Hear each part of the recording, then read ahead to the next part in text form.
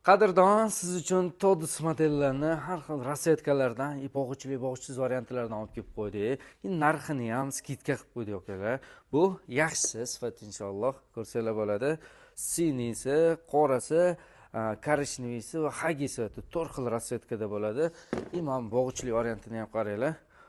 Qora, mana buni ham 4 xil rasvetkasi bor.